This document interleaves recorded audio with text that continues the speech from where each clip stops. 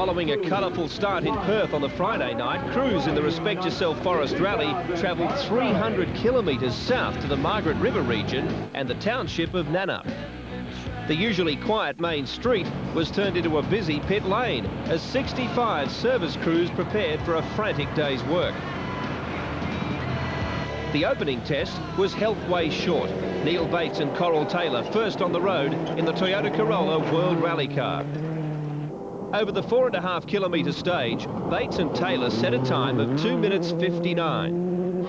Possum Bourne and new co-driver Mark Stacey attacked the first stage in their Subaru Impreza World Rally Car. Kilometres. The slippery conditions would bring out the best in the two rivals. The Corolla of Bates was on the edge as he tried to carve an advantage through the thick gravel.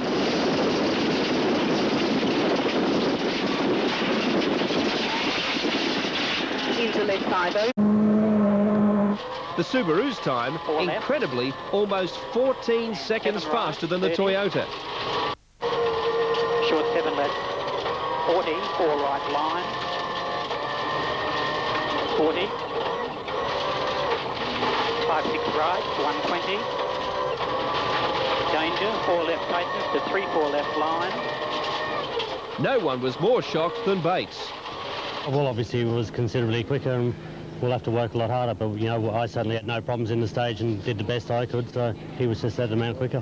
It's quite slippery out there, but the car's holding its line good, so while it's moving around a fair bit, it feels quite nice in the front, you know. It's not sort of washing away or doing anything silly, so pretty happy with the way things are going, obviously.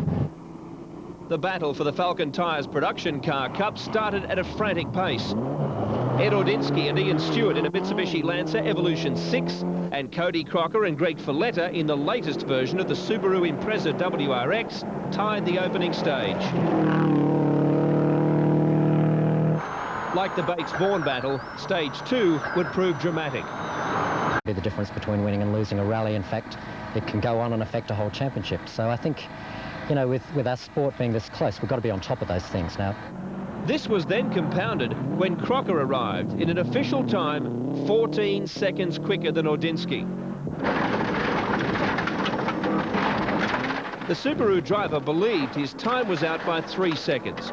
He was ecstatic with his performance, especially from his tyres. For us, but Ed's time was about 7 or 8 seconds, I think, different. I don't know, it probably is different, but it's very hard to tell, and I guess it has to go back to the timing people on the stage and see whether there was a difference or a discrepancy. The Privateers Cup attracted a strong field of four-wheel drive turbocharged cars. Former Formula 2 stars Ross McKenzie and Dean Herridge set the early pace. On the first stage, McKenzie and co-driver Paul Vandermeer were only beaten by World Rally cars of Bourne and Bates. The next stage, the Lancer set the 4th fastest time outright. Well, I'd love to be 5th like I was last year, but if we can get amongst Cody and Ed, that'd be an added bonus. Fellow West Australians Dean Herridge and Glenn McNeil were 14 seconds in arrears and well within striking distance. A new WRX was proving a... Learn the car and everything at one time, and as every stage progresses, we're getting more and more confident with the car, and the stage times are slowly coming, so we're really pleased with the way things are going so far. Stuart Warren and Stuart Percival held down 3rd place amongst the privateers in a Mitsubishi. The Formula 2 section in Perth brought together a fleet of Daihatsus, Hyundais and even a Holden Astra.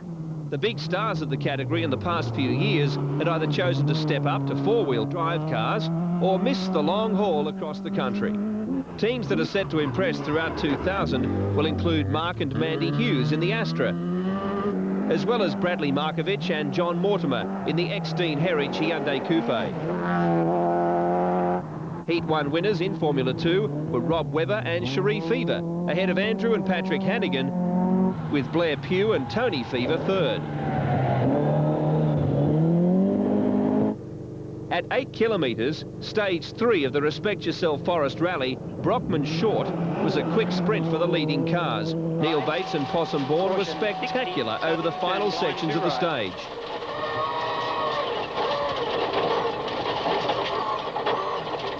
Bourne's extra grip in the tighter sections was proving critical as he won the stage by 4 seconds to extend the margin to 20. 8 left, 130. The battle then switched to the ultra-fast Ellis stage.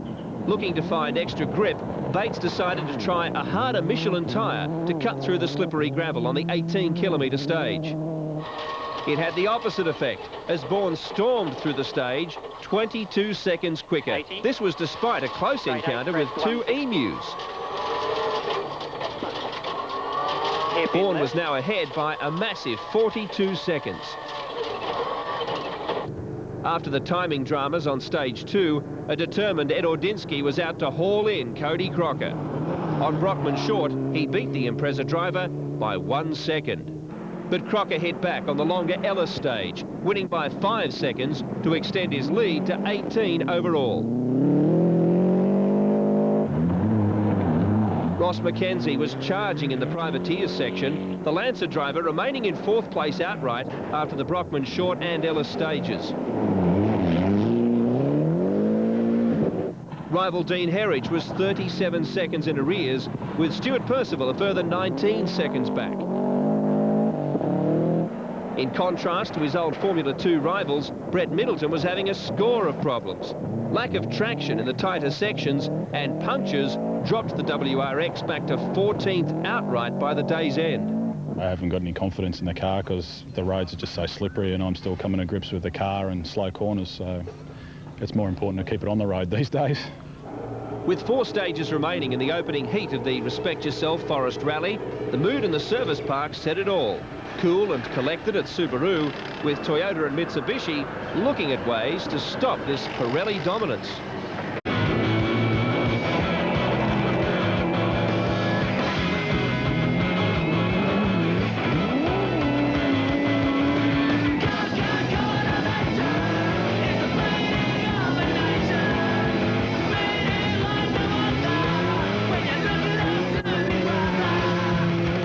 One of the key areas in rallying is the relationship between driver and co-driver. Possum Bourne had taken 4 straight Australian titles with Craig Vincent, but this year Possum plans to run up to 12 events in Australia and overseas, a commitment too big for Vincent's business interests. I've sort of targeted about 13 events, or 12 to 13 events for the year. That's all I really want to do, because mentally you start to wear yourself down if you're doing much more than one proper event a month. Finding the right replacement was a hard decision. Bourne needed someone who could commit to the entire program, as well as handle, undoubtedly, one of the toughest jobs in the sport. Mark Stacey was the perfect option. Typical of Craig, he sat down, worked it out and said, listen, boss, I'm going to have a bit of a struggle making all these events.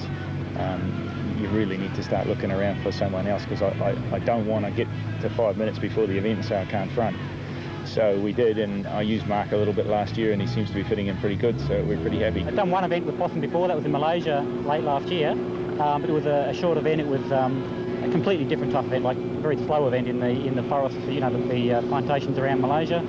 This event out here is a lot of high-speed stuff, and sitting with Possum is hard work. He's an absolute professional at what he does. He knows what he's doing, and it's very comfortable, but hard work still. Despite Stacey's experience in leading Group A and production cars, calling the notes for the World Rally Car Subaru is literally a blast. We had a bit of sparring yesterday at times. I said, well, thanks, Possum. I'm pleased you didn't, we weren't giving any. It was like, get in there and do the job instant straight away. Throw it in the deep end. Don't, no mucking around. There was nothing easy about it. It was, just make it happen. So we did. I mean, you just got to learn very fast.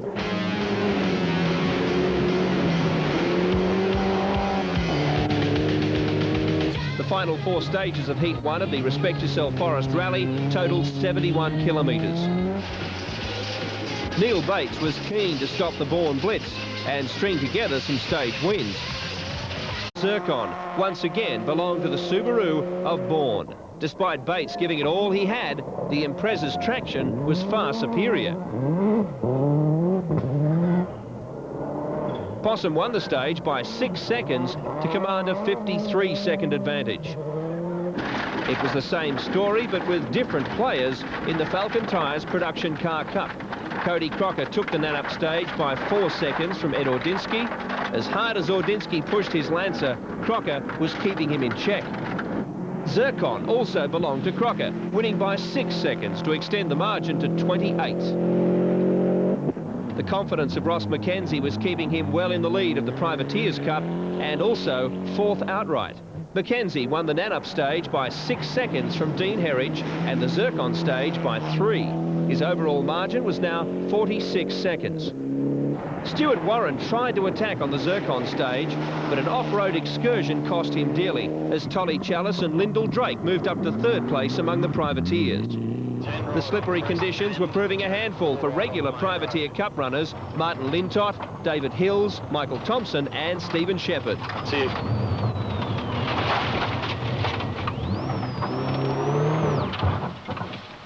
Although some pride was taking some bashing, the panels on the cars did not, as all the leading privateers completed the opening heat.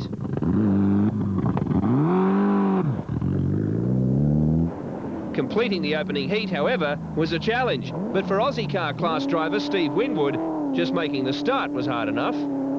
His Ford Falcon XR8 stolen from a holding yard after being transported from Adelaide. We were concerned that it had definitely been bounced over curbs and broken struts, flat spotted tyres, gearbox we changed, new diff.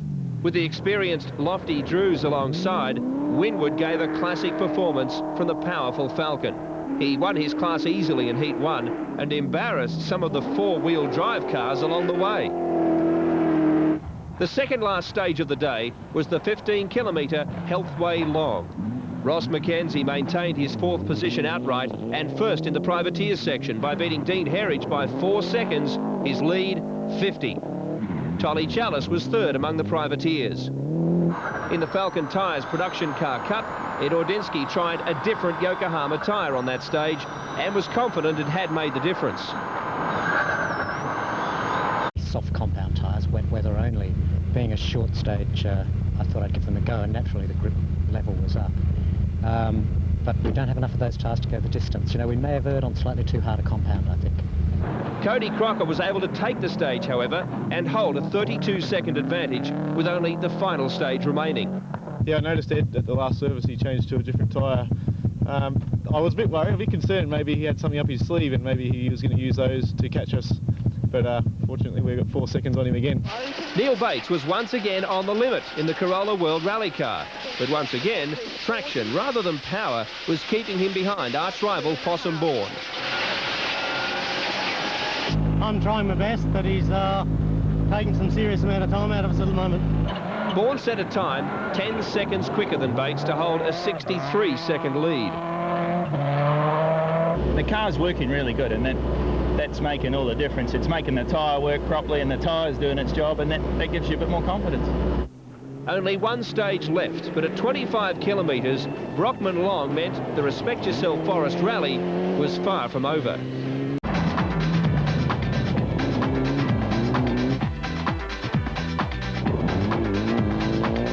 The final stage of Heat 1 of the Respect Yourself Forest Rally was a heartbreaker for Ross Mackenzie. His 50-second lead gone when his turbo lost pressure. Dean Herridge stormed through to win the Privateers Cup and finished 3rd in the Falcon Tyres Production Car Cup. Dean Herridge and Glenn McNeil, winners of the opening round of the Privateers Cup, with Mackenzie and Paul Vandermeer 2nd, Tyres Production Car Cup. Ed Ordinsky did try to bridge the gap to Cody Crocker on that final stage, but once again, it was the young Subaru star who won it by 4 and the heat by 36 seconds. I'm a bit surprised, actually. You know, it's hard to tell when you start off and you think, well, maybe Ed will beat me, maybe I'll beat Ed, but to consistently take time off him all day is a real surprise. And fair to say I was comprehensively whipped in this rally, and yet the car ran magnificently, you know, no problems with it at all. Cody Crocker and Greg Folletta emerged the winners of Heat 1 of the Falcon Tyres Production Car Cup. Ed Ordinsky and Ian Stewart finishing 2nd, Dean Herridge and Glenn McNeil collecting a valuable rally. The only problem was that everything went right for Possum Bourne. The Subaru World Rally car on Pirelli tyres was the package to have on the slippery West Australian surface. Bourne took the final Brockman Long stage by 5 seconds to win the opening heat of the 2000 Australian Rally Super Series by 68 seconds. I think maybe the package just suited the day. The tyres are obviously a big step forward, you know, it sort of looked like if you didn't have a Subaru on Pirelli today, you might as well not turn up. Oh, I felt as though we were trying pretty hard. You know, Coral and I were discussing on transports on the way back, and we just couldn't really see where we could go that much faster. But I think that, you know, we just weren't getting the power to the ground, and I'm hoping it'll be a lot better tomorrow on swept roads. Possumbourne and Mark Stacey, truly the winners of the opening heat of the 2000 Respect Yourself Forest Rally. Neil Bates, the second leg would be a different challenge. Everyone, with the exception of Possumbourne and Cody Crocker, was hoping it would be enough to slow the Subaru Pirelli combination.